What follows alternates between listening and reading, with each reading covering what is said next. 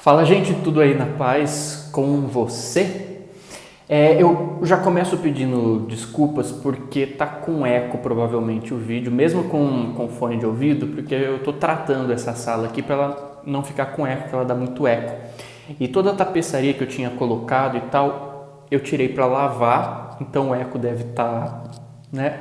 Eu te peço perdão por isso, caso isso atrapalhe a sua experiência aqui, mas eu peço que mesmo assim você faça um esforço de ficar nesse vídeo, porque a gente vai falar de uma coisa muito visceral aqui e eu acho que pode ter a ver com, enfim, questões de muita gente e eu acho que é uma coisa que pouca gente fala, talvez seja um pouco polêmico, então eu vou contextualizar vocês, porque acabei de receber isso e mesmo com a sala do jeito que tá, não, vamos fazer esse vídeo aqui.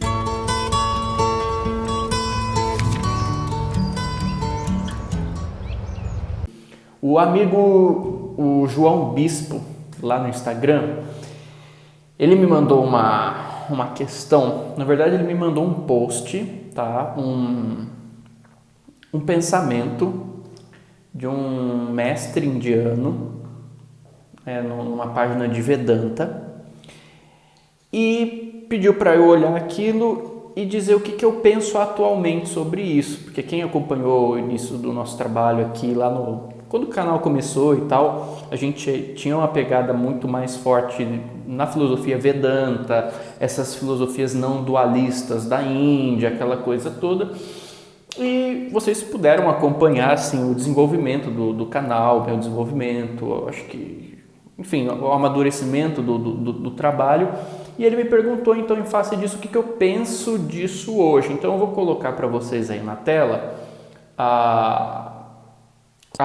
o pensamento e a gente vai falar sobre isso, que eu acho que tem coisas interessantes para a gente falar sobre isso. Então vamos lá.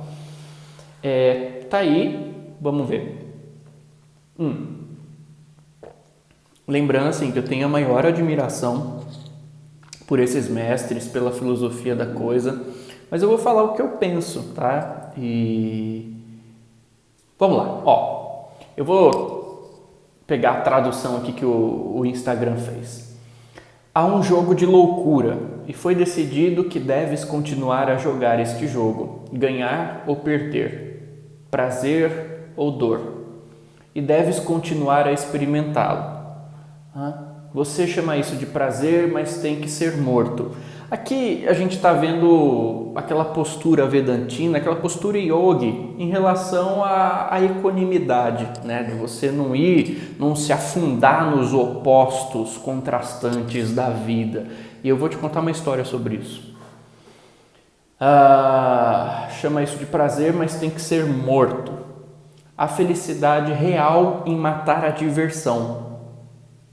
Mas as pessoas mantêm a imaginação, que é realmente só sofrimento. Se você matou a diversão, isso é bom. No entanto, o assassino do gozo também deve morrer. Ou seja, né, a percepção do ego, o ego que faz aquele esforço para você sair da balança de prazer e dor, para você ficar estável na equanimidade, até esse senso de eu, você tem que se livrar dele. Muito bem. Siddharameshwar Maharaj. Eu acho o seguinte, gente, deixa eu comentar aqui com vocês. Eu acho que ensinamentos espirituais é uma coisa que eu aprendi com a minha vida. Isso é sério, pode ficar tranquilo, porque é uma coisa que a gente vai observando com o tempo. É meio de fase, eu acredito hoje. Tenho observado. É meio de fase, é meio cíclico. Tem fases na nossa vida que uma determinada doutrina ela corresponde mais às nossas necessidades naquele momento. A gente abraça aquilo e fala, nossa, por que todo mundo não é dessa doutrina? Porque aquilo parece a melhor coisa do mundo. Aí o tempo vai passando, a sua cabeça vai amadurecendo, você vai experimentando, vai amadurecendo. E aí outras coisas vão te ensinando, elas vão chegando nos momentos certos, elas te ensinam aquilo que elas precisam ensinar, até para que você amadureça essa personalidade, mas é aquela coisa, não tem apego também ao ensinamento, à religião, à doutrina, porque uma doutrina espiritual ou consciencial, existencial, que realmente ela é libertadora, ela é isso, ela liberta. ela não vai te prender nem a ela. Existe aquele ditado do taoísmo que diz assim: antes de conhecer o Tao, a lenha era lenha, a pedra era pedra. Depois que começou a estudar o Tao, a lenha deixou de ser lenha, a pedra deixou de ser pedra. Mas depois, quando compreendeu o que era o Tao, a lenha voltou a ser lenha e a pedra voltou a ser pedra. Então, esses ciclos de aprendizagem, eles vão acontecendo e se amadurecendo nas nossas vidas. Isso é natural. Então, assim, se existem algumas tendências na nossa vida que sozinhos a gente não consegue lidar, mas que tem uma certa egrégora que consegue, que é especialista em te ensinar sobre aquilo e fazer você ver certos ângulos que você não estava observando, de repente ela aparece na sua vida. E claro, você pode aceitar ou não.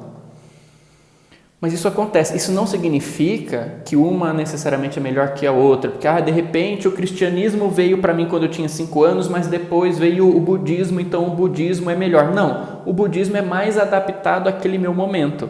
Pode ser que para outra pessoa ela começou no budismo e depois, quando ela teve mais maturidade, o cristianismo ajudou ela, ou nenhuma doutrina, mas eu acho que você entendeu esse ponto. E eu quero começar a falar sobre isso. Teve um momento na minha vida que isso foi fundamental para que eu tivesse um crescimento como ser humano. E crescimento eu não digo aqui no sentido egóico da coisa, tá? Mas de libertação mesmo da consciência. A gente é condicionado na nossa sociedade a coisas que elas são absurdas, né? Em termos de resultados para a consciência depois. A gente vê o tanto de problema que isso gera, né? Para as pessoas. E quando essa filosofia entrou na minha vida, aquilo me tirou de um lugar de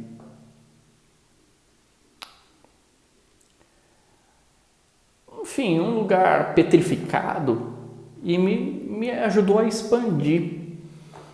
E até a história que eu quero te contar sobre isso é que eu levei esse ensinamento muito a sério. Para quem acompanha o canal sabe, eu passei quase 10 anos da minha vida, 13 anos da minha vida querendo viver e buscando fazer isso o quanto possível como um yogi dos Himalaias, porque eu me inspirava nesses caras e tinha a escola, a faculdade num período, o resto do período eu passava em postura de lótus no meio de alguma floresta, de algum bosque, meditando, estudando os Vedas e assim, foi uma coisa bem radical até.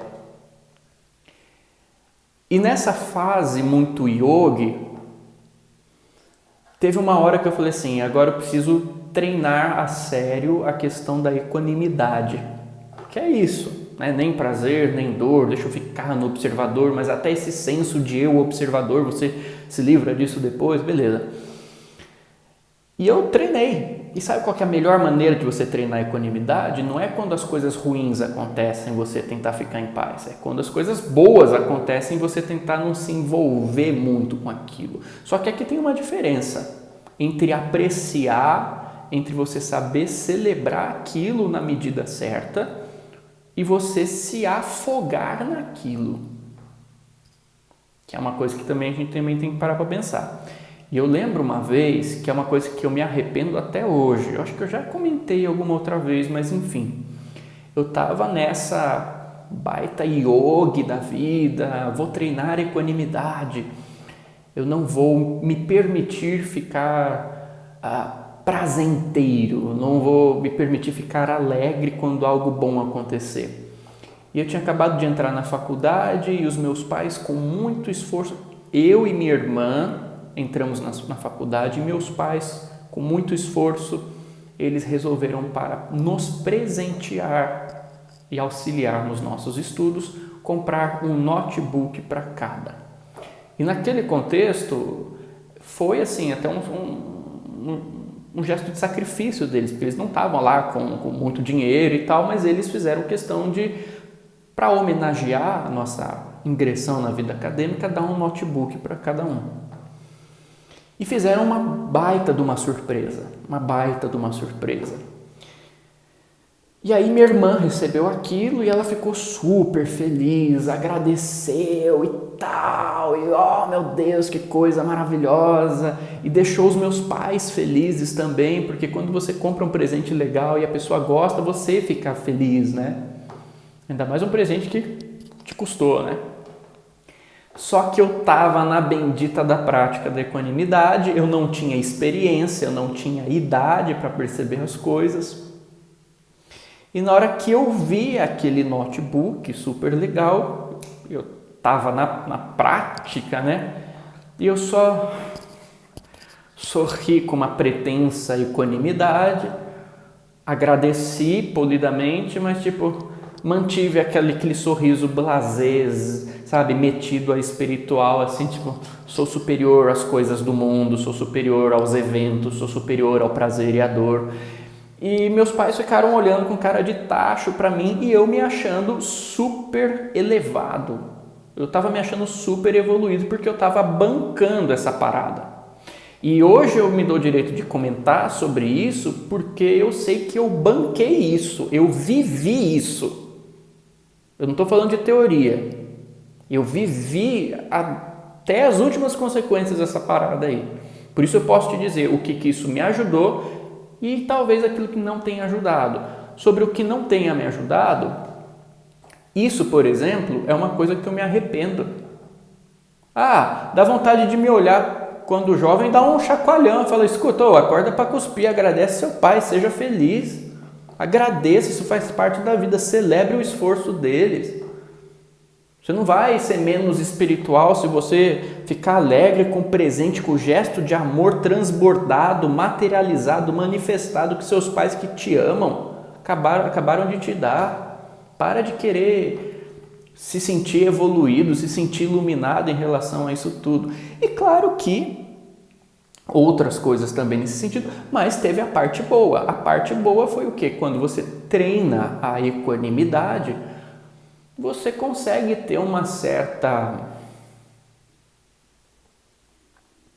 te leva numa direção de um pouco mais de equilíbrio para que você não se envolva muito em termos de se cegar, de se afundar com eventos da vida. Então isso te ajuda a ter um ponto um pouco mais de equilíbrio, de fato. E aí fala ali da morte do ego. Eu vou te falar uma outra coisa sobre essa questão da morte do ego que eu também levei muito a sério, tá? Uma época também, toda essa época da minha vida, eu peguei tudo isso daí e falei, eu vou viver de verdade. E vivi.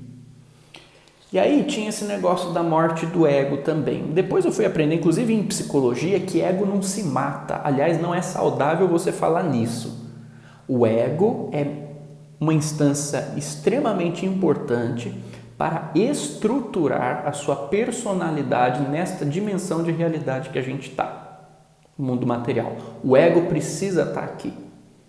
É diferente desse ego estar perdido. Esse ego precisa estar alinhado para ser um canal de unidade com esse seu eu maior e vai se tornar um instrumento, né? Uma expressão, né, focal dessa grande consciência causal resumida na sua personalidade. Mas teve uma experiência sobre isso que eu também quero compartilhar com vocês. Eu levei isso muito a sério. E aí chegou um dia que eu tive um sonho com Deus. Cara, olha que coisa. E Deus aparecia, só que ele não era uma coisa, mas ao mesmo tempo ele era tudo, era uma luz infinita, que era toda pervasiva, toda abarcante, hiper esplendorosa, hiper amorosa, e falava comigo. Não tinha voz humana, mas falava comigo de alguma forma que eu não sei explicar. E eu queria matar o ego para que a minha consciência vivesse apenas na noção de unidade com Deus, para que eu extinguisse a noção de ser o Yuri e pudesse ficar mergulhado na consciência de toda a bem-aventurança de Deus e tentar ser apenas aquilo.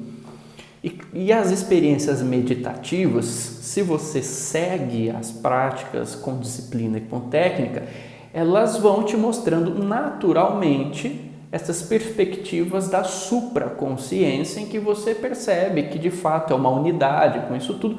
Mas veja, aqui tem uma coisa, não significa que você é melhor por isso. Na verdade, você não fez mais do que a sua obrigação, porque você apenas viu aquilo que você já é. E tem muita ilusão nesse meio, porque não é difícil você atingir estados de supraconsciência, de consciência mística, de consciência expandida, de estado de unidade, consciência oceânica, satori, samadhi, nirvana, o nome que você quiser dar para esse estado. Ele é técnico, esse estado. Existe um caminho, uma prática que os yogis deixaram para a gente, de como você ver isso diretamente. Só que o engano que as pessoas trazem é que acham que ao você ter essa experiência, pronto, você já é iluminado. Mentira! Porque a evolução é um processo constante e dinâmico que vai longe.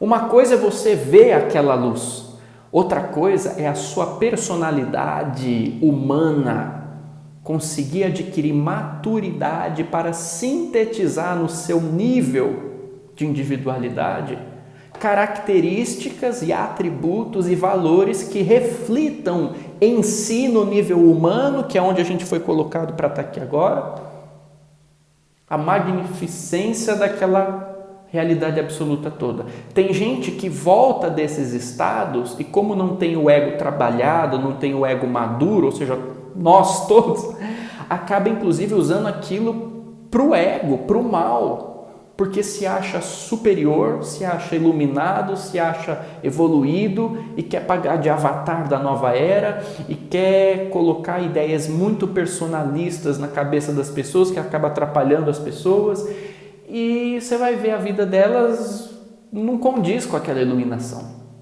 porque o ego ainda está presente, o ego ainda está estruturando aquele sistema e o ego não foi trabalhado. Você negligenciou o trabalho do ego, que é você se trabalhar como ser humano. Algo que o meu pai, um yogi, também falava. As pessoas querem ser anjos antes de aprenderem a serem seres humanos. É importante você aprender a ser um bom ser humano, digno, simples, honesto, antes de querer ser espírito de luz. E não é negligenciando ou negando essa parte de ser um ser humano que você já vai atingir essa luz. Pelo contrário, é aceitando, integrando e sabendo viver aquilo da melhor maneira possível, que a gente vai galgando as coisas. Não é negando, é acolhendo, não é se livrando.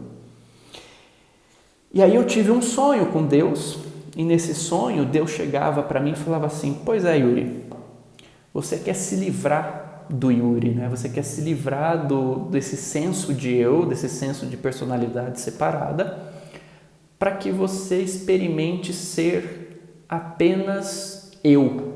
Ele estava se referindo a ele, né? Que você se livre desse incômodo que você chama de ego e possa ficar aqui mergulhado na consciência absoluta. E eu contentinho, jovenzão, não, é isso aí, é nóis, né? Claro que não falei é nóis, né? Mas, enfim, não, é isso aí e tal. Só que a água, tem gente que olha e fala: o que é isso aí? Você está tomando um rum aí, uma cachaça? Não, é água. Tá calor pra caramba aqui. E eu falava: sim, senhor, é o que eu quero, é o que eu aprendi lá com os mestres e tal, né? Pá. E ele falava: então, só que só tem um problema nessa história. Eu falava: qual é? Ele falava assim: olha, da mesma forma que você sente prazer, entre aspas, né? Porque não é prazer, afinal você tem que se livrar do prazer, enfim, mas eu acho que você entendeu. Da mesma forma que você gosta de se sentir esse oceano infinito da vida que eu sou, e que é apenas isso, eu, por minha vez, eu também gosto, da mesma forma que você gosta de ser esse oceano todo, eu gosto de ser o Yuri. Eu, que sou esse oceano todo, gosto de ser o Yuri. Deixa eu traduzir. Eu acho que não precisa, mas enfim. Deus validando a minha experiência humana. A minha experiência humana, esse Yuri, não é uma lombada, algo que atrapalha, um empecilho para que eu viva uma vida sagrada, para que eu viva uma vida amorosa. Na verdade, o ser humano que eu sou também está integrado nisso tudo, nesse oceano todo. Se eu preciso me livrar do ser humano, ou seja, negar o ser humano, ou seja, negar uma obra de Deus, porque é admitir que Deus errou, né? Criou uma coisa desnecessária, Não, se você precisa se livrar disso para experimentar essa sacralidade, você ainda não aprendeu.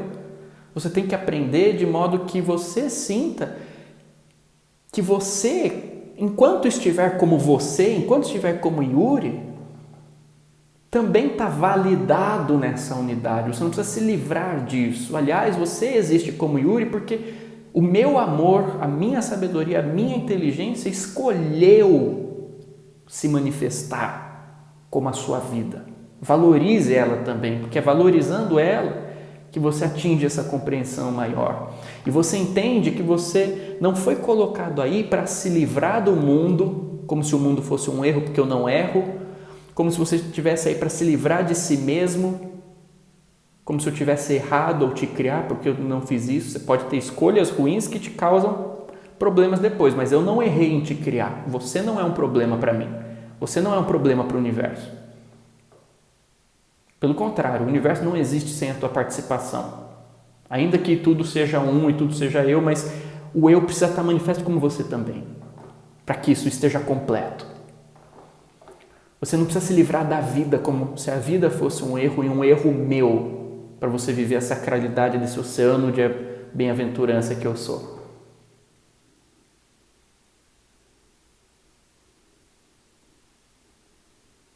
Aprenda isso. A partir desse dia, eu cessei o meu conflito em relação ao meu ego. A partir desse dia, eu nunca mais, de verdade, nunca mais fiquei com esse negócio de eu preciso me livrar de mim para mergulhar em Deus.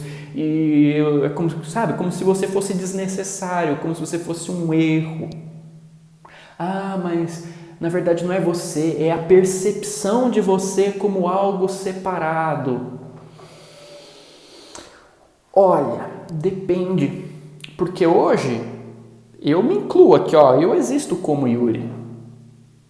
Mas não é porque eu aceito que eu existo como Yuri que eu me sinto separado de alguma coisa. Pelo contrário, e eu precisei também me aceitar como Yuri para que essa unidade ela fosse mais acessível. Porque senão essa unidade ela fica refém de um estado extraordinário de expansão de consciência. Sendo que aquilo tem que ser aprendido, você tem que aprender a viver aquilo na simplicidade do seu dia a dia. Não é só virando os olhos para cima na meditação que é para você experimentar isso. Você tem que saber experimentar isso nas coisas simples, lavando louça, se irritando quando topa com o dedinho no canto da quina. Mas isso não é iluminado, não é o estereótipo do iluminado. Mas se a gente ficar preso no estereótipo do iluminado, a gente não vai aprender nada, porque iluminação não tem nada a ver com estereótipo. Aliás, nem com a ideia de uma iluminação. A partir de um momento, até um certo momento, isso é importante, porque você tem uma meta, você sabe para onde você quer ir.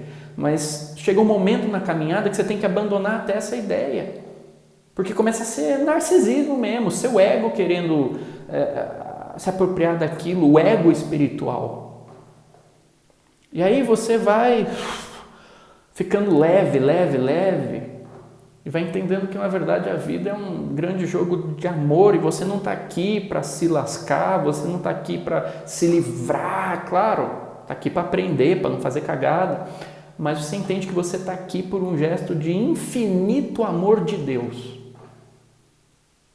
Ele como consciência absoluta se manifestando através de você, para que você experimente esse amor, para que você viva esse amor essência na sua experiência, e junto, comungando essência e experiência, possa criar uma realidade, uma unidade de amor. Eu não sei se se isso é muito difícil de entender, porque eu estou achando muito difícil de falar, porque são coisas inefáveis, eu não vou muito por aí. Vamos pôr mais os pés no chão e continuar de um ponto que fica mais simples da gente tratar isso.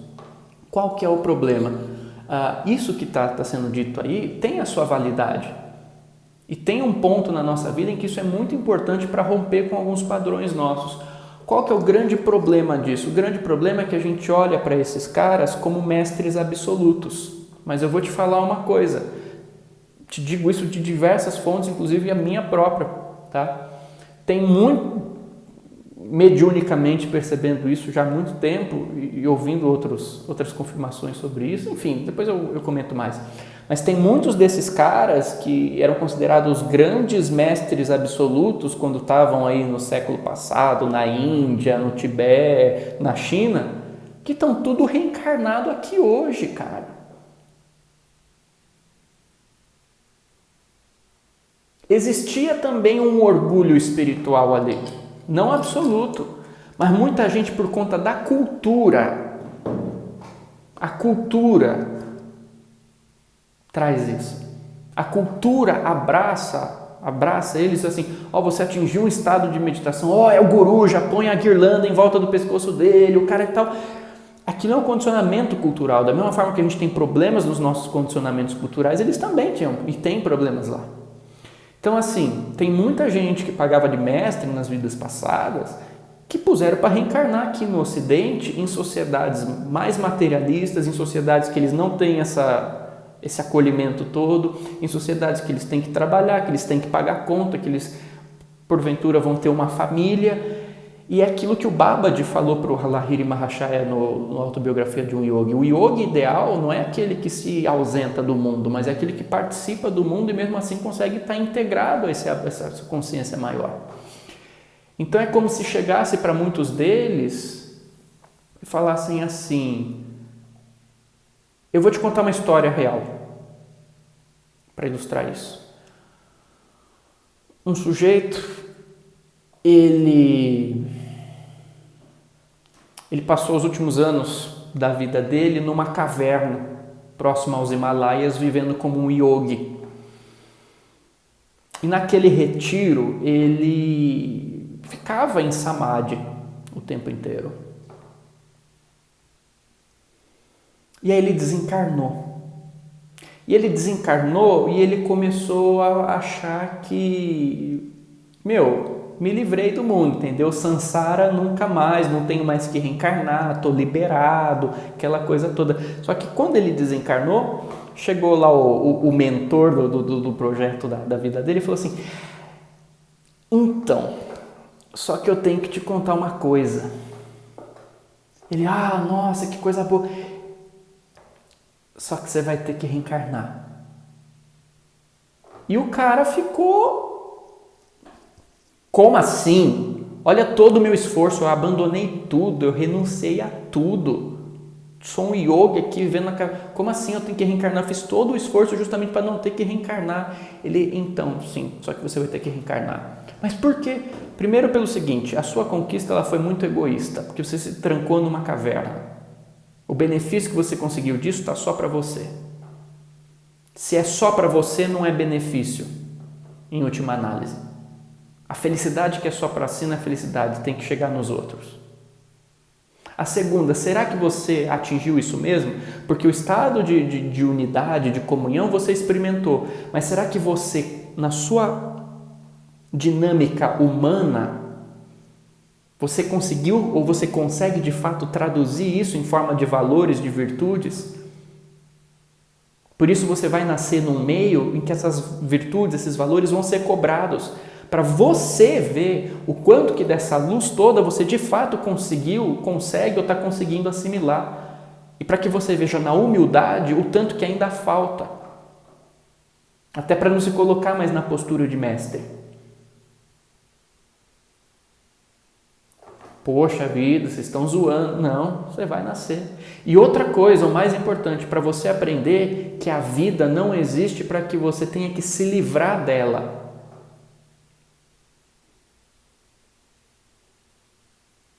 Para que você aprenda que você está aí por amor. e que estar aí também faz parte desse jogo de amor. Sansara e Nirvana não tem a ver com vida ou morte. Sansara e Nirvana são estados de consciência, no aqui e no agora. Se você não conseguir entender isso estando no mundo, não é que você vai estar em qualquer lugar do mundo e tem que se sentir bem. Não. Mas estando no mundo, as suas escolhas correspondem a um estado de libertação. Não que você não vai ter dificuldades, aprendizagens, enfim. As suas escolhas bancam, porque até agora você só escolheu ficar sentado numa caverna. Vamos ver se seu espírito está maduro mesmo? Vamos lá para o Ocidente, vamos para o Brasil? Quantos que não viemos? Estados Unidos, Brasil, Argentina, México, Europa. Sim, muitos que estão assistindo aqui.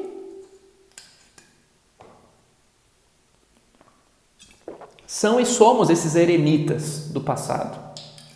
Esses renunciantes todos.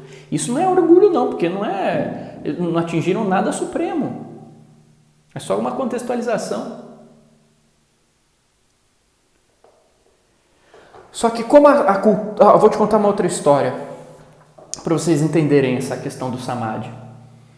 Tinha um guru e tinha um discípulo, o discípulo favorito daquele guru. E o guru falou, olha, eu vou entrar em Samadhi agora, e vou permanecer muito tempo em Samadhi. E chegou pro discípulo e falou assim, eu estou com sede, você pode me trazer um copo d'água antes? Aí o discípulo correu lá no Ganges, pegou o copo d'água e tal. E levou lá para o mestre. Só que quando ele chegou já era tarde demais, porque o mestre já estava em Samadhi. E ele ficou ali, ficou esperando. Só que o mestre ele ficou 50 anos em Samadhi. Ele ficou 50 anos meditando ali sem abrir o olho, sem fazer nada. Aí depois de 50 anos, terminou o Samadhi, o mestre volta, ele abre os olhos, ele olha para o discípulo, você sabe o que ele diz? Eu estou com sede, você pode me trazer um copo d'água?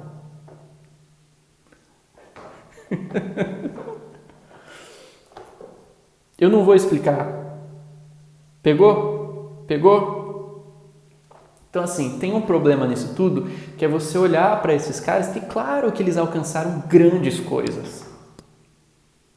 Claro que a gente tem que reverenciar todo o esforço deles, são almas santas, almas que honraram a coisa. Só que aquele ensinamento, ele é característico, referente a um contexto existencial, a um contexto cultural, mesmo porque se você quiser viver desse jeito aqui no Brasil, você não vai conseguir. Esse cara, tipo, matei meu ego, matei tudo. Matou nada, acorda e vão pagar a conta, filho. Você está fazendo o que aqui? Então, assim, lá você tem um suporte cultural. Só que é o seguinte, apesar daquilo ter ensinado muito para eles, eles tiverem honrado aquilo, eles não são mestres supremos. E a gente olha para esses caras como se fossem mestres supremos e tudo que eles falam é verdade absoluta para todo o absoluto de todas as circunstâncias, de todas as dinâmicas de vida. Isso não existe. E muito desse povo está aqui do nosso lado agora. Tendo que sintetizar aquilo tudo que eles aprenderam com a dinâmica simples e pura da vida humana, sem tentar se livrar disso como se isso fosse a raiz de todo mal. A vida humana não é raiz de mal algum. A nossa ignorância, sim. Buda já dizia. Eles também já diziam. Só que não tem como você esperar transcender toda a ignorância humana numa vida só. Sim, você pode acessar um campo de consciência onde você vê uma luz que existe para além de toda a ignorância, mas depois você volta e tem que lavar a louça. E ali ainda resiste. E existe aquela ignorância. Então, assim, eu acredito que são momentos, são aprendizagens. Existem momentos em que aquilo é importante. O cara vai encarnar na Índia porque ele tem que aprender uma coisa que ele tem que aprender na Índia. O cara vai encarnar no Tibete porque ele tem que aprender uma coisa no Tibete. Agora, você está encarnado no Brasil, mesmo estudando coisas da Índia, do Tibete, da China e do sei lá da onde, do Butão.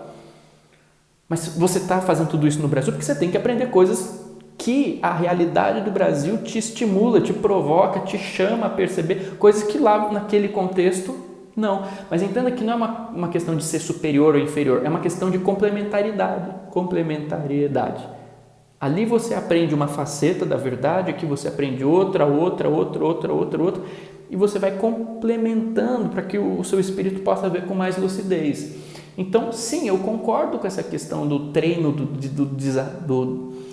da equanimidade. E outra coisa, se você estiver num momento da sua vida em que isso fizer sentido nesse momento para a sua vida, esquece isso que eu estou falando e continua nisso. E não é com desdém que eu falo isso, é porque de fato é o melhor. Se o seu momento está se conectando com essa lição, consolide essa aprendizagem.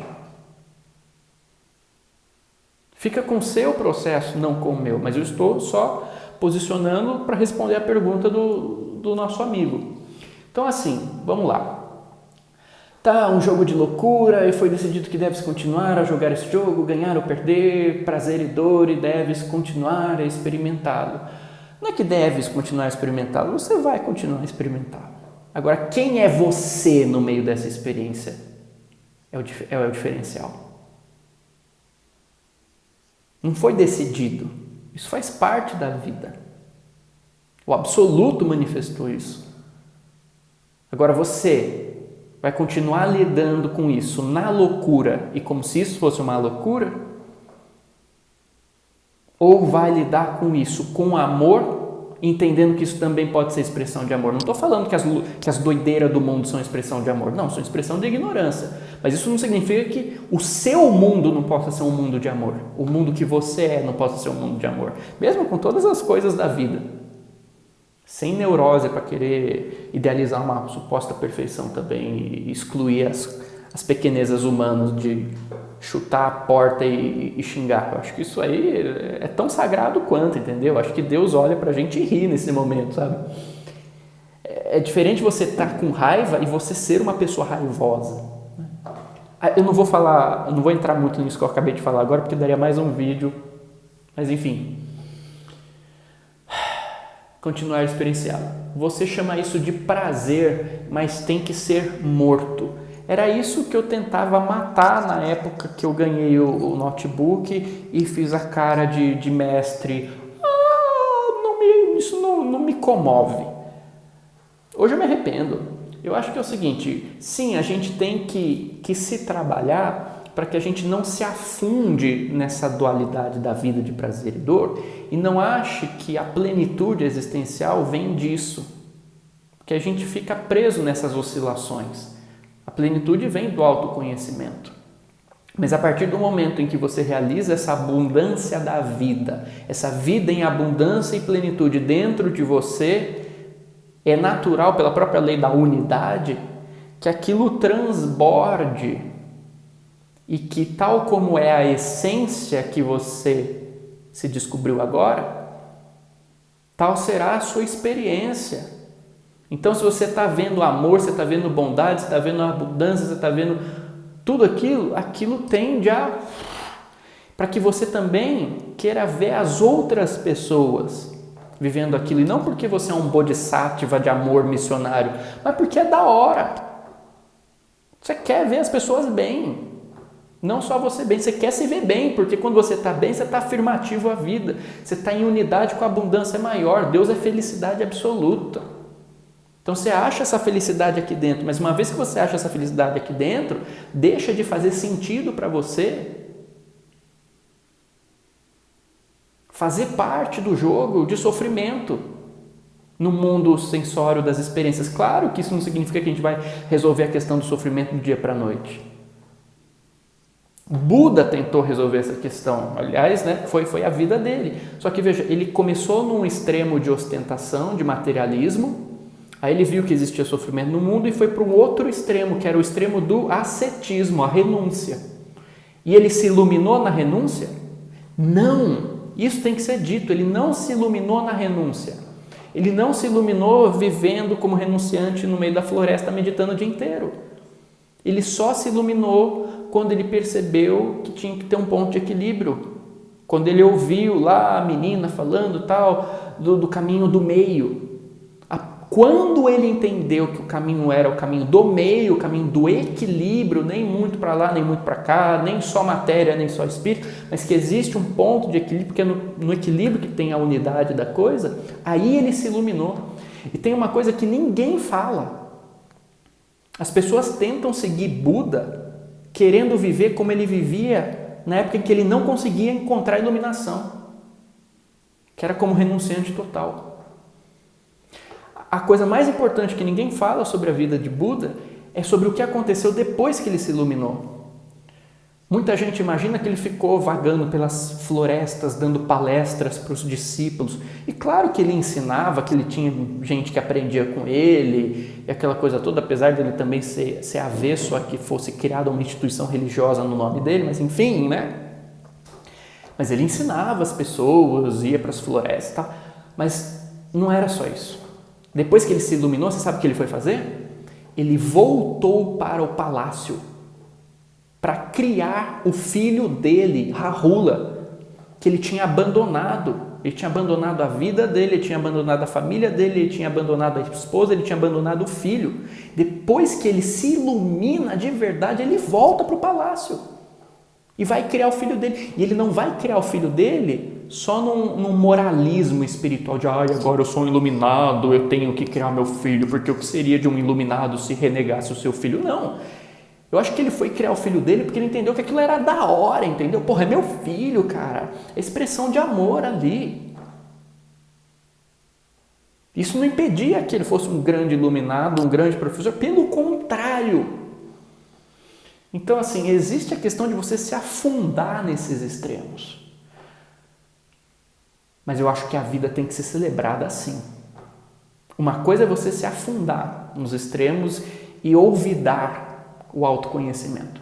Mas a partir do momento que você busca se conhecer como espírito, a vida sendo um jogo de amor, uma dança de amor, ela tem que ser celebrada, não repudiada, repelida como se fosse uma coisa errada, um erro de Deus. São gestos de amor de Deus, da mesma forma que o meu pai e minha mãe me deram aquele presente aquele dia e eu fiquei... Deus nos dá presentes muito mais maravilhosos a cada segundo. Você está me ouvindo, Deus está te dando presentes inimagináveis nesse exato segundo, a começar pela sua vida. E quantas vezes a gente não olha para isso, ainda mais querendo ser super espiritualizado, agindo como eu, criança, ali estava agindo diante dos meus pais. Eu acredito hoje em dia numa espiritualidade que ela celebra a vida. Isso não significa se afundar em prazer e dor, se distrair com isso. Mas é ver que a vida é esse jogo de plenitude e agradecer. Eu acho que não tem que matar as experiências boas, pelo contrário, eu acho que a gente está na Terra para que a gente use as nossas escolhas, nosso livre-arbítrio para criar na experiência o máximo de coisas boas possíveis que reflitam essa semente da nossa essência espiritual, que é plenitude. A busca pelo conhecimento da plenitude interna é para que não tenha mais barreira entre ela e o externo. A unidade não é você morrer e desaparecer na luz de Deus. A unidade é você estar vivo e estar de boa. E estar em paz, sem ter que... sem ter que ficar fritando. Você está... Deus está aqui. Deus está aqui. Não tem separação nenhuma. E não é porque eu existo que Deus é menos na minha vida. Não é porque o mundo material existe que é menos na minha vida. Não é porque esse celular existe, porque eu estou falando com você, que parece que é dois, mas no fundo não é, porque somos uma unidade. Não, eu estou aqui, você está aí, mas eu estou assim, Deus está aqui. Você vai desencanando, vai ficando leve e aquilo começa a ao invés de ser um conceito metafísico, começa a ficar mais integrado à sua experiência, à sua percepção de mundo, à sua vida de verdade. Eu não acho que tem que matar as coisas boas. Claro que ele está falando no prazer aqui como o extremo da coisa, a diversão, as fantasias sexuais, aquela coisa. Mas não, e eu acho que tem que fazer sexo sim. Eu já fui também dessa linha monge celibatário e não, se você souber fazer, se você souber se colocar, se você souber se colocar na consciência certa, você pode transformar aquilo num ato de oração, num ato sagrado, num ato samádico. Um samadhi a dois, a princípio, que se fundem em um, que tem o êxtase físico junto com o êxtase espiritual, mostrando que de fato é tudo um, mas sem se perder no extremo. Esse que é o ponto. Então eles falam essas coisas porque nós já estamos perdidos no extremo, nos extremos. Então eles falam essas coisas para que a gente vá para o outro lado, para equilibrar um pouco a balança e depois perceber o caminho de equilíbrio. Eu acho que a vida tem que ter coisas boas, sim. Você tem que gostar das coisas boas, você tem que gostar de dar as coisas boas para as pessoas. Isso não significa se afundar na matéria. Significa apenas que você não usa o seu discurso metafísico para negar a vida. Eu acho que quem usa um discurso espiritual para negar a vida, para querer se afastar da vida, é assim que eu penso hoje, não entendeu sobre o que é aqui, está mal resolvido com a experiência. Se precisa se livrar daqui para sentir a espiritualidade, não aprendeu o que é espiritualidade. E não criticando ele, ninguém, não. Mas assim, conversando sobre esses assuntos. A felicidade real em matar a diversão. Tá, sei lá, você fez tudo isso, ficou em equanimidade, chega lá no samadhi e tal, mas uma hora a vida vai continuar. E aí? Você não vai trazer coisas boas para os seus filhos? Você vai se privar de sorrir com eles porque você é muito elevado? Você vai se privar de dar um beijo de bom dia na sua esposa, no seu marido, porque você é muito elevado e não gosta das coisas materiais? Quem é você para dar um beijo porque você é muito iluminado? Você não vai querer ter um carro confortável, gostoso, que te dê... Ouvir uma música gostosa, porque iluminado não ouve música gostosa, porque isso é prazer mundano. A minha cara. E eu falo isso porque eu já fui o cara que viveu isso e banquei isso. Estou falando dessa vida, inclusive. E eu vi o que isso me levou. Claro que foi muito importante no momento para que eu crescesse, para que eu acordasse para muitas coisas. Mas aquilo teve seu momento, depois aquilo vai se integrando, você vai juntando com outras coisas.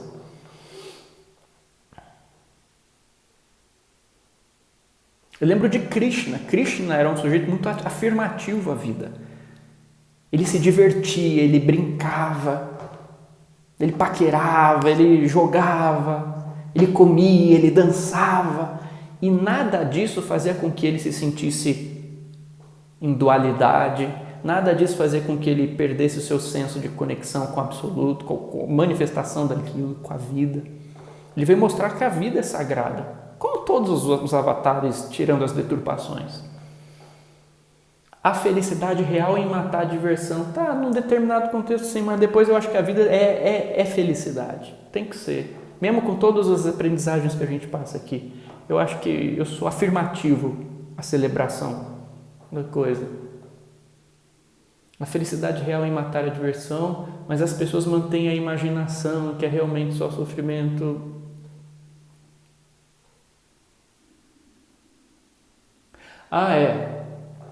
Não, que as pessoas...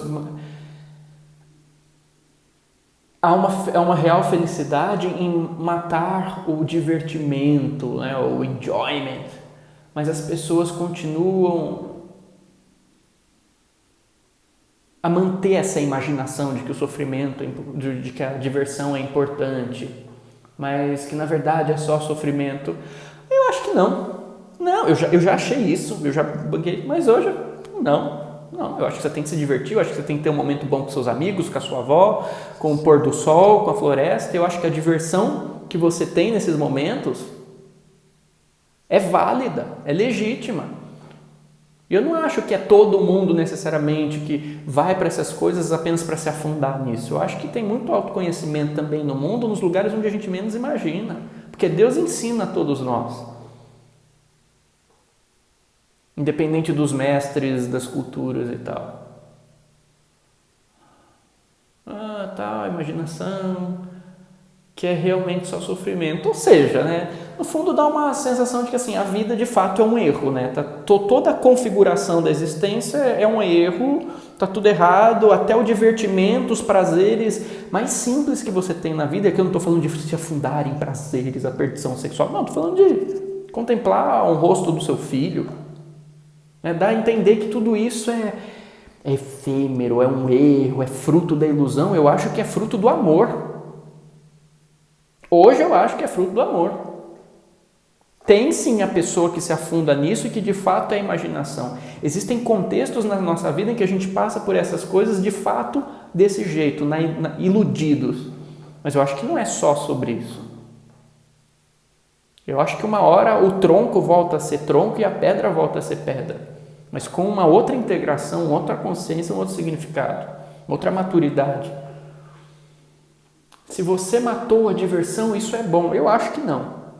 Eu acho que você tem que se divertir. Eu acho que você tem que evitar justamente aquilo. Você se afundar no extremo da coisa e achar que a felicidade só vem dos prazeres que estão no mundo. Não, a felicidade ela vem de dentro. Mas a partir do momento que ela é reconhecida dentro, aquilo também tem que ser transbordado na sua experiência, à sua volta. E aí a felicidade como experiência começa a ser integrada a essa unidade do espírito. No entanto, o assassino do gozo também deve morrer, né? O senso de eu, o senso de observador. Sobre isso, o que eu tenho para falar é aquilo que eu já falei sobre o sonho que eu tive. Eu queria fazer isso, sonhei com Deus. Deus chegou e falou, não, você não tem que matar. E a explicação disso foi aquela que eu já dei. Então, assim, é isso que eu penso sobre isso hoje. Não é negando, tudo isso está acolhido dentro de mim. E para eu conseguir pensar e viver aquilo que eu vivo, sou hoje, é porque isso está também fermentando, isso tem a sua contribuição. Mas hoje eu já tenho uma outra forma de olhar para isso, com mais experiência, com mais conhecimento, com mais vivência, e conseguir contextualizar aquilo na linha da minha alma. Não sei nem se faz sentido essa frase, mas no panorama da minha alma, para que isso seja integrado de uma forma a trazer uma afirmação à vida, não uma negação a ela. Isso eu já falei, eu não acredito mais em espiritualidades que usam discurso metafísico para negar a vida. Para mim, espiritualidade tem que ser afirmativa à vida. Se eu estou usando um discurso teórico, estou fritando masturbação mental o tempo todo sobre como isso aqui está errado e é ilusão, ignorância, meu Deus, eu fico isso 25 horas por dia, significa só que eu estou mal resolvido com essa experiência. Ah, mas isso tudo é errado? Não, isso tudo está inclusive vindo para te preparar por dentro para que você saia dessa ilusão de que não é que é isso tudo é ilusão, é que a sua percepção disso está iludida. Então eu acho que é um ensinamento que contribui, mas eu acho que é aquela coisa, né? Tem um elefante aqui, não é só aquela pessoa que observa daqui que tem a verdade absoluta. Ah, o elefante é uma cauda. O cara que está aqui fala, não, o elefante é uma tromba. Aí um fica brigando com o outro. Eu acho que não. Eu acho que você tem que vir aqui e ver que o elefante tem uma cauda. Isso é importante para você entender o que é o elefante.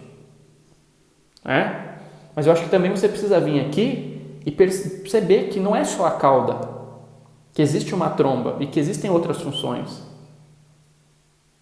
Se a sua vida se resumir a um elefante, mas no caso a nossa vida... Então assim, eu acho que tem sim o seu valor, não nego isso, não estou traindo o movimento. Na verdade, é muito pelo contrário. É justamente o acolhimento que eu tenho disso dentro de mim que hoje me dá essa outra forma de analisar. Isso tudo não é negando aquilo. Eu não acho que aquilo está errado. Eu só acho que hoje eu consigo olhar para aquilo de uma outra forma. Ao mesmo tempo que eu olho, eu vejo que muita gente talvez esteja entendendo da forma que eu interpreto hoje, que não é mais o que era para mim no passado. Mas é isso, por isso que eu acho que todo mundo no caminho espiritual, independente de cultura, de hierarquia sacerdotal, tem que se olhar com humildade. Guru é Deus, ser humano é ser humano. A gente aprende, a gente tem conhecimentos e sabedorias, tradições legítimas que vão ensinar, mas ainda assim tem muito que a gente aprender. Mas uma coisa é certa, Deus não errou ao te colocar aqui, Deus não errou em fazer essa vida toda existir. Se a gente está errando, olhando para isso como um erro, é porque o erro está na gente. E no final das contas era justamente isso que no fundo esses caras e todos e tantos outros, e não só os caras, as mulheres também, que atingiam um certo grau ali de percepção, estavam querendo falar para a gente. mas cada um falava de acordo com o seu contexto, com a linguagem que aquelas pessoas poderiam entender, e dentro também do perfil psicológico necessário e imanente naquela cultura. Eu acho que contextualizar é muito bom para a gente não cair em fanatismo. Tudo tem seu valor.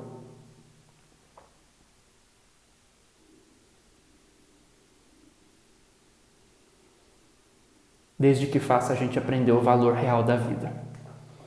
Todo esse período da minha vida que eu mencionei, os meus grandes heróis, as minhas grandes referências supremas na vida eram os yogis, os siddhas, os mahasiddhas, os repas, os naujorpas, os swamis, os babas, os sadhus todos esses místicos orientais eram a minha maior referência.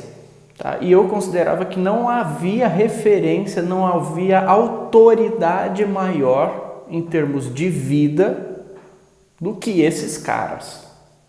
Então, assim, eu endeusava e eu colocava eles num pedestal, num patamar de assim, ninguém pode me ensinar mais nada de vida que esses caras não ensinem. O conhecimento deles é absoluto. Serve para tudo, em todos os momentos, de todos os jeitos. A verdade está ali, são esses caras. O que não deixava de ser um fanatismo, porque todo fanático religioso pensa a mesma coisa da sua religião, seja ela qual for. Isso impede que a gente tenha uma percepção, uma abertura de pluralismo. E eu achava que só aquilo encerrava o conhecimento necessário da coisa. O Atma Vidya da coisa. E aí, com o tempo, fui aprendendo que não, eu fui aprendendo, inclusive, a valorizar outras áreas do conhecimento humano. E que não só a espiritualidade ou a espiritualidade estereotipada, não só isso podia me ensinar coisas importantes sobre, não só sobre a espiritualidade, mas sobre a vida mesmo. No seu sentido visceral mesmo. Eu fui entender a importância daquilo que a arte podia me ensinar, daquilo que a psicologia podia me ensinar, daquilo que a filosofia, sem ser oriental, podia me ensinar. Então antes, e outra coisa, tinha muito essa questão assim, de só gente de fora, gente do exterior pode me ensinar coisa, né? Só o cara da Índia, o mestre da Índia, né? Por que um cara aqui do Brasil não pode me ensinar alguma coisa? Porque só o sadhu que vive em postura de lótus na Índia pode me ensinar uma coisa, me dar um insight precioso sobre a vida, e não um cantor brasileiro. Por exemplo, antes eu tinha esses caras como grandes referências. Hoje eu aprendo muito sobre espiritualidade, sobre vida, sobre existência, sobre tantas coisas, com outras referências que estão aqui, não descartando aquelas. Mas assim, por exemplo, hoje referências espirituais grandes para mim, não só eles, e sem desconsiderar os outros, mas assim, eu considero grandes referências de ensinamento, por exemplo, na literatura, Ariano Suassuna. Ariano Suassuna, para mim, é uma inspiração espiritual, e ele não fala nada de espiritualidade como a gente ouve por aí. Até fala alguma coisa. E tem lugares que ele está falando até contra. Mas ele falou não sei o que tem de Deus num vídeo. E daí não é a ideia, é o valor. É a sapiência, é a sensibilidade que está por trás daquilo. A gente tem que ir um pouco mais profundo, porque nem todo aquele que diz Deus, Deus, Deus, Senhor, Senhor, Senhor, há de entrar no reino dos céus. E não é só aquela pessoa que enche a boca de discurso espiritual que pode nos ensinar sobre isso. E sequer necessariamente precisa vestir a coisa de algo espiritual. Às vezes não precisa, às vezes é uma música. Eu falei da literatura, aprendo muito com Ariano Suassuna, adoro Tolkien, Eu acho que ele me ensina muito de espiritualidade sem ter a pretensão de. Até umas coisas da Rowling, eu adoro. Eu estou relendo umas coisas agora, estou pegando uns trechos e falo, meu Deus do céu, música. Eu aprendo muito de espiritualidade com Dorival Caymmi, com Maria Bethânia, com Vinícius de Moraes, com Mateus Aleluia. Aliás, Mateus Aleluia, dos Tincoãs, ele tem uma fala que ele diz que Dorival Caymmi é mântrico. E eu sou de pleno acordo. A poesia de Dorival Caymmi, o jeito dele, a sabedoria de se apresentar no mundo, a elegância de estar aqui, do Caymmi, é mântrico. Quando ele canta, né, como é doce morrer no mar, isso é mântrico, isso é uma sabedoria profunda. Quer dizer, se você tirar disso uma sabedoria. Então, para mim, Dorival Caymmi é um grande mestre espiritual. Para o Yuri, de 15 anos atrás, isso seria impensável. Eu ia falar assim, nossa, mas agora você está buscando as referências do mundo, né? O mundo te engoliu, você está sendo mundano. E coisou a cor ali atrás, peraí, deixa eu... Você está sendo mundano. Não tem nada de...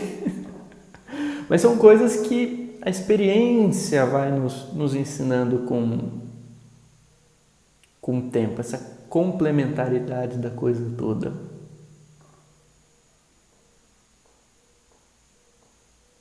E hoje eu vejo, honestamente, que a minha vida em termos existenciais está muito melhor, muito mais alinhada com aquilo que eu sou, do que na época que eu queria ser apenas renunciante e ficava meditando o dia inteiro. Hoje eu continuo meditando, mas não precisa ser o dia inteiro. Aliás, pelo contrário, medito de olhos fechados uma parte do dia, mas o resto do meu dia fazendo as coisas, para mim, continua uma meditação.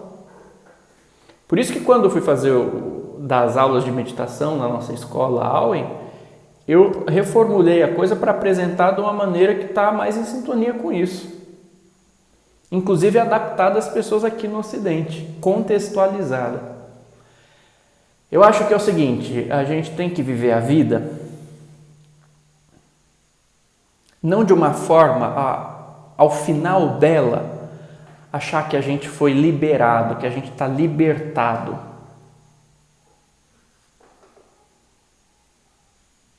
Eu acho que a gente tem que viver a vida de modo a chegar no fim dela e estar agradecido. Valeu a pena, foi da hora, vivi. Mas vivi com honestidade, vivi com simplicidade. Errei, não fui perfeito, tudo. Mas assim, minha parte eu fiz, eu vivi. Obrigado, estou agradecido, que bom, foi ótimo. Que bom, foi sagrada essa vida.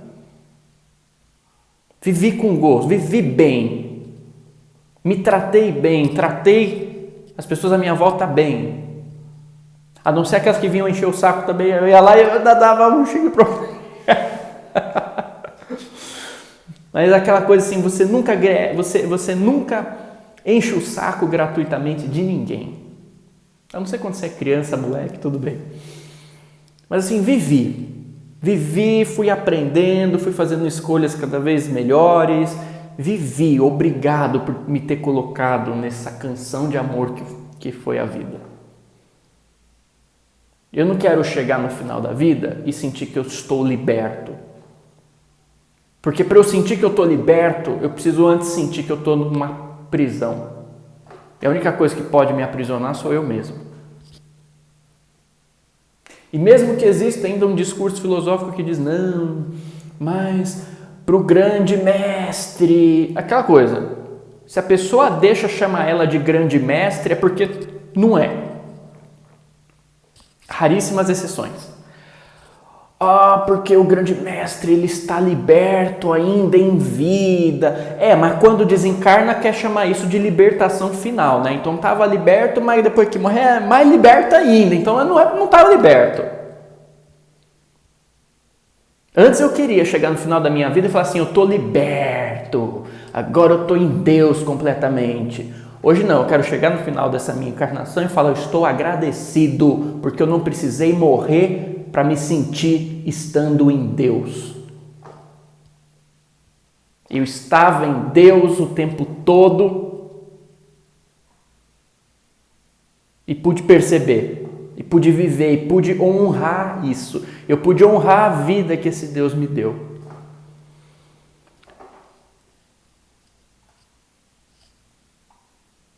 Deixa eu só mudar aqui para não... Tá uma luz forte ali. Deixa eu vir para cá.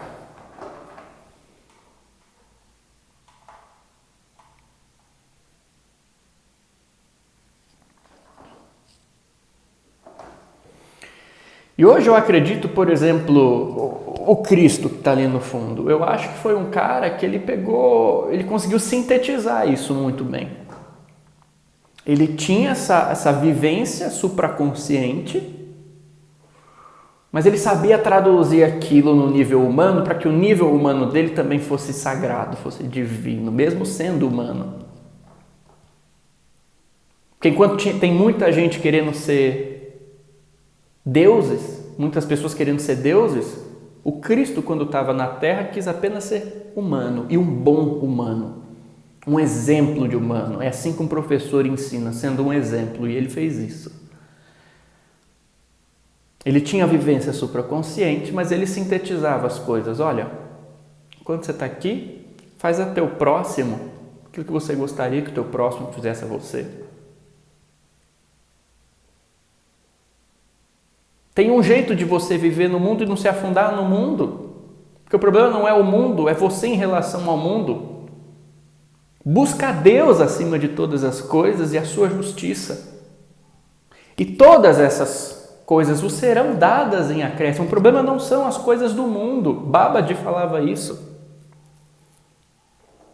Aqui também faz parte do reino. Mas isso aqui por si só não encerra a essência plena de tudo. Você tem que descobrir essa essência plena para conseguir lidar com as coisas daqui melhor. Busca o reino acima de todas as coisas e tudo isso vos será dado em acréscimo. Porque olha os lírios do campo, olha as aves do céu. Nem Salomão consegue se vestir em toda a sua grandeza como eles. E o Pai cuida deles. Por que não vai cuidar de vocês? Aqui também na matéria. Jesus era afirmativo à vida, muito embora muitas ideologias institucionalizadas que utilizaram ele para dominar as pessoas tivessem manipulado informações para passar uma ideia contrária de que Jesus era contra essa vida aqui. Mentira, Jesus faz seu primeiro milagre numa festa. Ele transforma água em vinho. Quando ele chega nos discípulos, os discípulos estão lá trabalhando como pescadores o dia inteiro e não conseguiram nada. Cristo não chega para eles e fala assim, não tem problema, vem cá que eu vou te dar um abraço e a gente vai no deserto meditar e viver de prana. O que Cristo faz? Ele olha e fala assim, joga a rede ali. Mas Senhor, a gente ficou aqui pescando o dia inteiro, joga a rede ali. Mas a gente é pescador, passamos o dia aqui, joga a rede ali.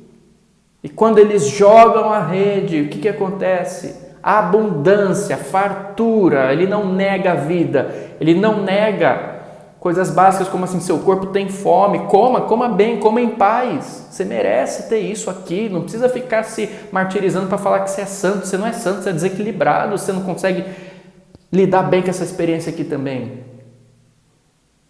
E aí, claro, você fica querendo transcender, né? Porque não consegue se resolver com a coisa aqui, você quer transcender, mas você não quer transcender a vida, você quer transcender a sua vida, que não está boa, que não encontrou um equilíbrio. Aí você fica escapando.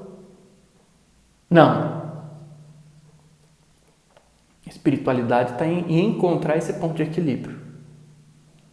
Inclusive aqui. Como que a gente faz isso? Com esse autoconhecimento, com a busca da sabedoria, mas principalmente como as nossas escolhas vão refletir tudo isso depois. Porque só as nossas escolhas podem nos tirar de um lugar da vida e nos colocar em outro lugar da vida. Um lugar que não faz nenhum sentido para a nossa alma, e a gente está ali inclusive para aprender que não faz sentido, e nos coloca no eixo onde realmente a nossa vida ela pode se expressar e pode entender por que que ela existe aqui e por que que existe um motivo sagrado para ela estar aqui. Jesus foi um cara, e isso aqui não é um discurso pró-cristão, não, para converter ele, pelo amor de Deus. Eu estou falando de Cristo fora do cristianismo. Eu estou só usando como exemplo, e não é em contraposição a esses caras, aos yogis, aos mahasiddhas. São sujeitos fantásticos. Estou contextualizando. Esse cara que a gente está analisando, por exemplo, foi guru do Nisargadatta Maharaj. Grandes pessoas, grandes almas. O Cristo, por exemplo, o que eu gosto dessa história é o seguinte, que ele mostrou que não existe espiritualidade sem responsabilização social. Isso eu demorei para entender. Então, ele é afirmativo à vida, ele participa da vida, ele ama, ele tem essa comunhão. Ele passa perrengue. Porque às vezes a gente tem essa noção de que o mestre espiritual é aquele que não... Né, o coach, a ideia do coach que está sempre ótimo, bem e pá, tal. Os perrengues não eram causados por ele, eram causados pela ignorância à volta. Mas ele mostra que mesmo diante dos perrengues, aquilo que ele é vai além. Então aí eu vejo uma mensagem que ela é de consolo, que ela te aconchega aqui no colo, ela te nutre. Eu acho que é uma síntese muito legal. Mas para eu entender Jesus, se é que eu entendo, mas para conseguir entender Jesus um pouco mais, eu tive que estudar os yogis. Eu tive que estudar os mahasiddhas, eu tive que estudar os siddhas, os swamis, porque da forma que o centro espírita me ensinava, que a igreja ensinava, eu não entendia Jesus. Quem me ensinou sobre Jesus foram os yogis. Então, tá vendo como as coisas são complementares? Eu acho que a gente tem que entender isso. As coisas, elas são complementares. Cada linha, cada pessoa, em cada momento, em cada ciclo da nossa vida vai trazer uma contribuição. E não a guisa de verdade absoluta, mesmo porque, mesmo que fosse uma verdade absoluta, se você ouvisse essa verdade absoluta com 15 anos, seria diferente de você ouvir a mesma verdade com 30 anos. Saca? E outra coisa, existe também algumas correntes, né, de não dualidade, aquela coisa tal, que fala sobre transcender a mente. Não é esse caso que eu estou falando, tá? Mas só para constar, que querem fazer isso só pelo raciocínio, pela indagação, pelo perscruto mental, e se pergunte, se responda, aquela coisa toda e tal. E em alguns casos eu acho que acaba mais fomentando a mente, mais fomentando a pessoa viver na mente do que se libertar da mente.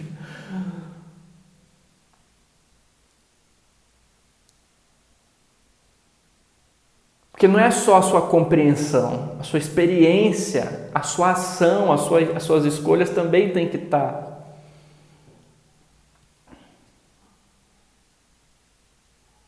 alinhados a isso tudo.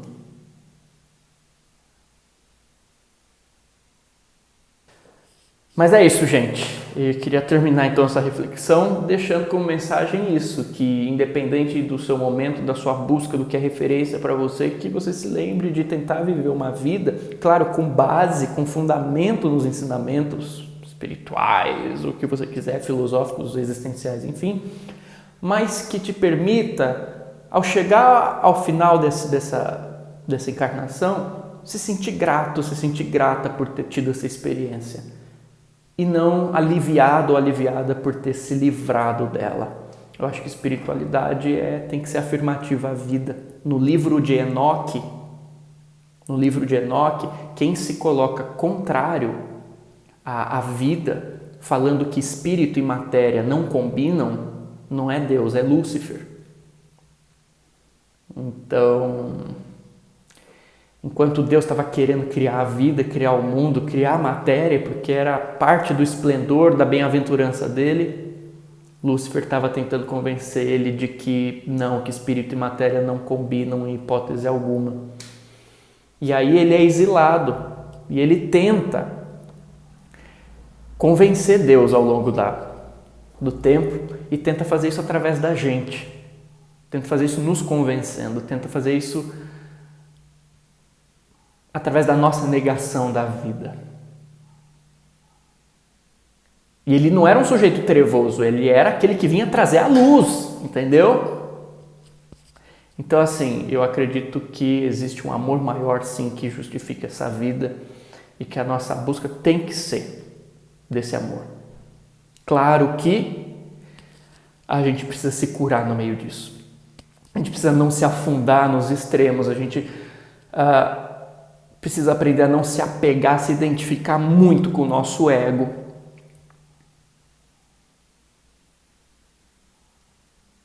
Achar que nós somos só aquilo. Mas ao mesmo tempo não é ir para o outro extremo e achar que nós não somos nada daquilo. É entender que ele faz parte do processo agora. E lidar de boa com isso. Desencanado, sabe? Em paz. Porque ele também está incluso. Agora, ele não é a última bolacha do pacote como ele tende a achar que é.